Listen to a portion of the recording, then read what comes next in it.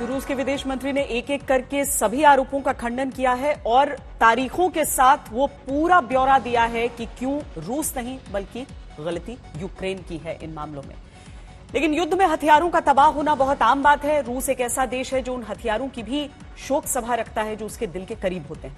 ये सुनने में आपको थोड़ा अजीब लग रहा होगा, लेकिन काला सागर में मॉस्को युद्धपोत के डूबने के बाद रूस ने एक शोक सभा का आयोजन किया। तस्वीरें रूस के कब्जे वाले देश क्रीमिया के एक सैन्य बेस की हैं, जहां रूस की नौसेना के रिटायर्ड सैनिक और उनके परिवार के लोगों ने मॉस्को को अंतिम विदाई दी। इन सैनिकों की मॉस्को से कुछ विशेष यादें जुड़ी हुई हैं, क्योंकि मॉस्को पिछले 22 सालों से रूसी नौसेना की सबसे बड़ी शक्तियों में से एक था। हालांकि राष्ट्रपति पुतिन मॉस्को के डूबने से सदमे में नहीं बल्कि क्रोध में है, क्योंकि काला सागर में मॉस्को की मौजूदगी रूस के एकाधिकार का प्रतीक था। इसी युद्धपोत से रूस यूक्रेन के कई शहरों पर मिसाइलों की बरसात कर रहा था, लेकिन यूक्रेन की मिसाइलों ने कथित तौर पर इस शक्ति को समाप्त कर दिया।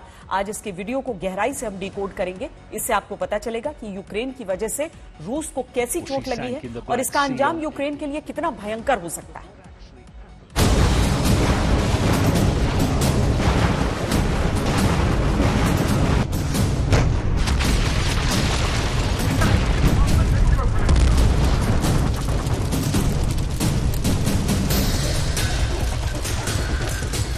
रूस चाहे कितना भी मना करता रहे, लेकिन ये तस्वीर इस बात के संकेत दे रही है कि मॉस्को को मिसाइल हमले ने डुबोया है।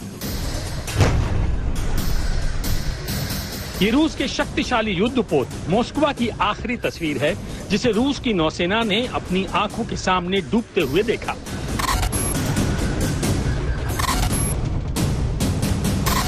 ये काला सागर में रूस के अहंकार का वो प्रतीक भी था जिसे यूक्रेन ने एक मिसाइल हमले में डुबो दिया।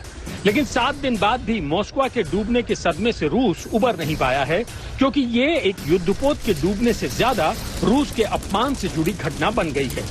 काला सागर में मॉस्को के डूबने को अमेरिका और यूरोप इसे रूस की सांकेतिक हार के रूप में प्रचारित कर रहे हैं और ये बात रूस को तीर की तरह चुभ रही है। रूस का दुख इतना ज्यादा है कि बाकायदा युद्धपोत की शोक सभा तक रखी गई।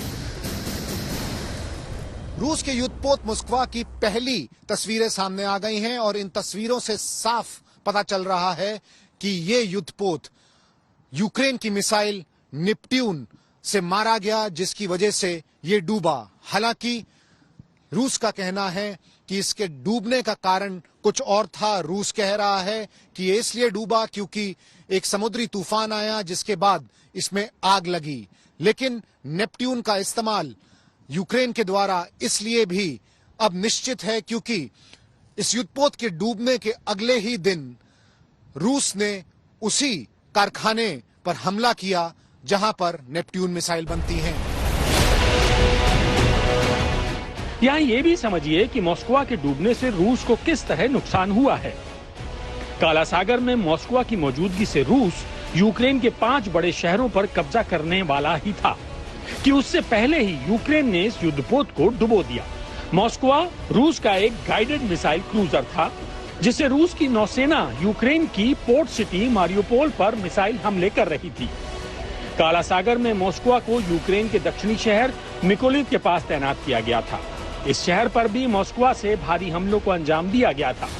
मॉस्को के जरिए रूस मारियोपोल पर कब्जा करके क्रीमिया से लेकर डोनेत्स्क तक सड़क रास्ता बनाने की तैयारी कर रहा था। लेकिन अब मॉस्को समंदर की गहराइयों में जा चुका है और रूस का सड़क बनाने का प्लान कुछ समय के लिए टल गया है। हालांकि रूस की सेना कभी भी मारियोपोल पर कब्जे की फाइनल घोषणा कर सकती है। मॉस्को की आखिरी तस्वीर के सामने आने के बाद ये तय है कि इस युद्धपोत पर सटीक निशाना लगाकर मिसाइल हमला किया गया है। यूक्रेन का दावा है कि मिसाइल हमले के बाद मॉस्को के बीच वाले हिस्से में आग लग गई, जिससे ऑपरेटिंग सिस्टम फेल हो गया। यही वजह है कि मॉस्को को डूबने से नहीं बचाया जा सका।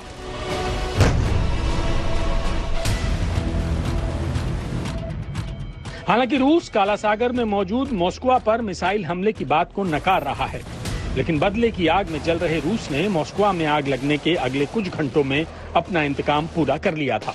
इस अपमान का बदला लेने के लिए रूस ने नेपच्यून सहित कई मिसाइलें बनाने वाली फैक्ट्री पर हवाई हमले किए और इसे तबाह कर दिया।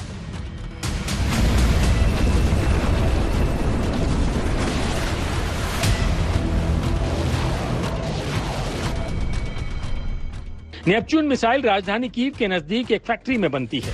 रूस ने एक के बाद एक 5 मिसाइलें इस फैक्ट्री पर बरसा दी, जिससे नेपच्यून मिसाइल बनाने वाली फैक्ट्री बर्बाद हो गई।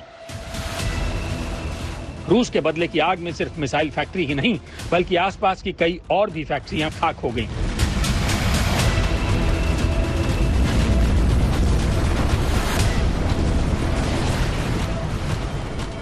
पिछले 12 घंटे में एक के बाद एक कई मिसाइल और रॉकेट धमाके कीव और यूक्रेन की राजधानी कीव के आसपास के इलाकों में हुए हैं।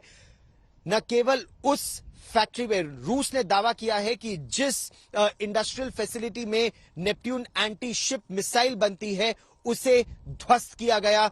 ये इसलिए किया गया क्योंकि 2 नेपट्यून एंटी शिप मिसाइल दागकर रूस के सबसे बड़े ब्लैक सी फ्लीट के फ्लैगशिप मस्कवा को डुबाने का आरोप यूक्रेन पर लगा है। तो जहां पर नेपट्यून एंटी शिप मिसाइल बनती है उस जगह को ध्वस्त किया गया, लेकिन उसके अलावा ऐसी कई फैक्ट्रियों को निशाना बनाया गया है जहां जो फैक्ट्रियां रूस से बंद हो रही हैं। जैसे एक सॉफ्ट ड्रिंक जायंट, अंतरराष्ट्रीय सॉफ्ट ड्रिंक जायंट ने रूस में अपनी फैक्ट्री बंद कर दी, तो उसके बॉटलिंग प्लांट और उसके मैन्युफैक्चरिंग प्लांट को ब्रोवरी में निशाना बनाया गया है रूस द्वारा।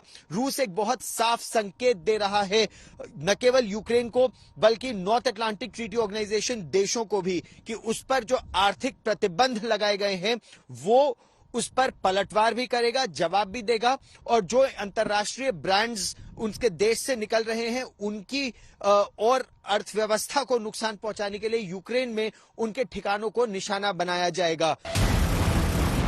युद्ध में हथियारों का तबाह होना आम बात है, लेकिन यूक्रेन के हमले में रूस के युद्धपोत मॉस्को का डूबना रूस सहन नहीं कर पा रहा है। इस बात को शोक सभा की तस्वीरों से समझा जा सकता है।